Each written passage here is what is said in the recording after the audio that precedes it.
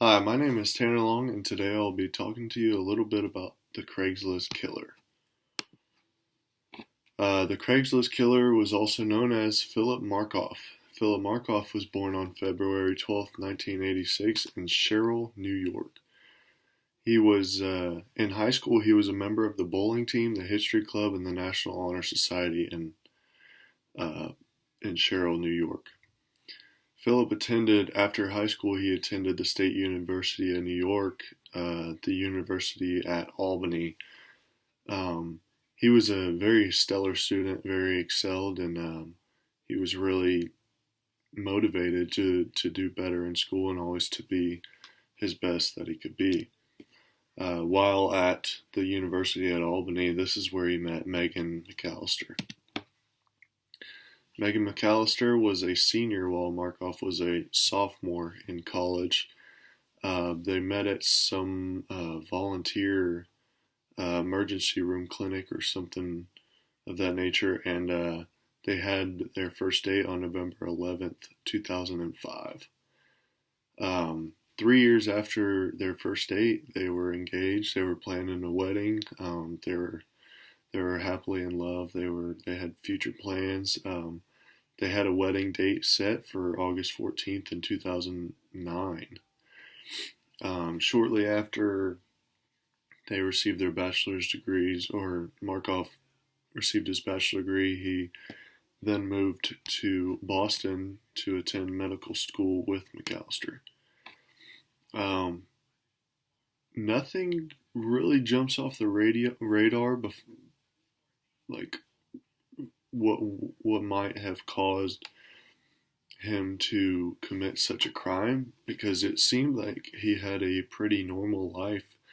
His father was a successful dentist. He was in a second year of medical school. He had a fiance and future plans.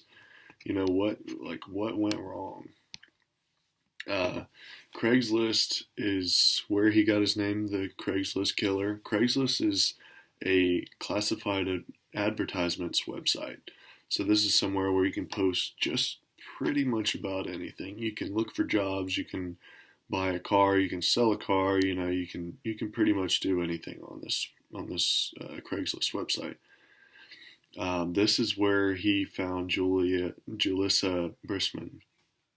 Julissa Brisman was she posted an ad for a massage service that he responded to.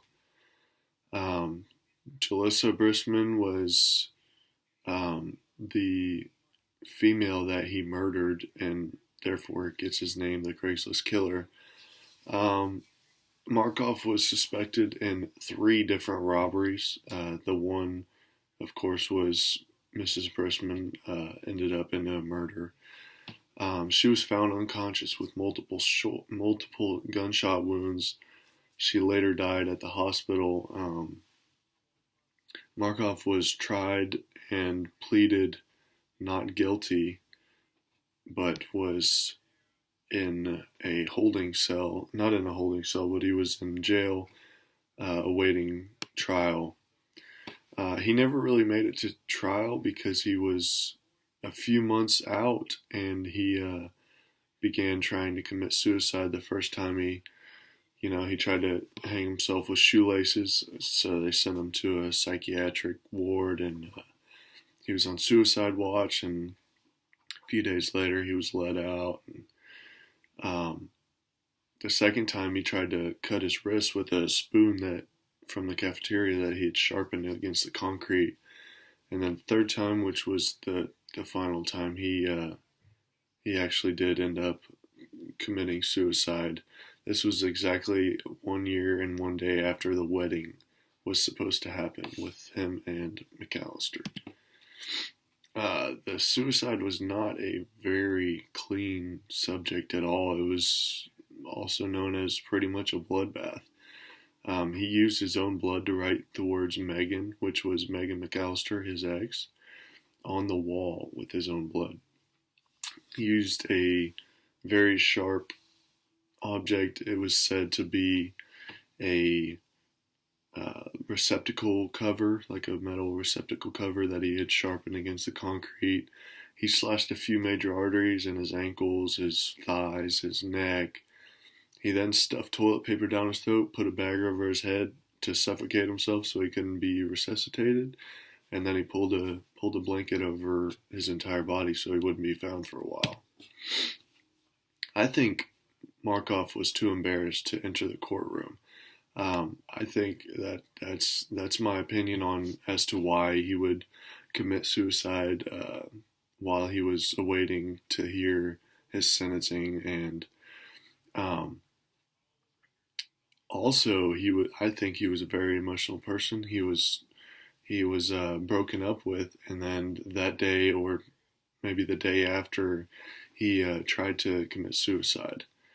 Um, he tried a few times, but finally a year after what was supposed to be his wedding day, he was successful. Uh, I I would put Philip Markoff as in the category as being a coward. I think that he was absolutely disgusting that he would go out and find this girl just to rob her and destroy her life. I mean, he left a lot of people hurt and sad over this. And then after all that, the family wanted closure, and he just takes his own life. So now that this family still feels like they're stuck out on a limb, and they get no justice from this. This is how they feel. Um, I personally think that uh, Philip Markov was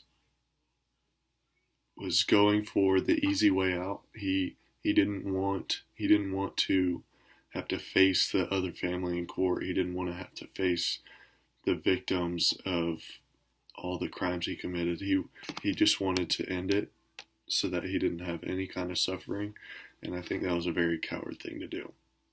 Thank you.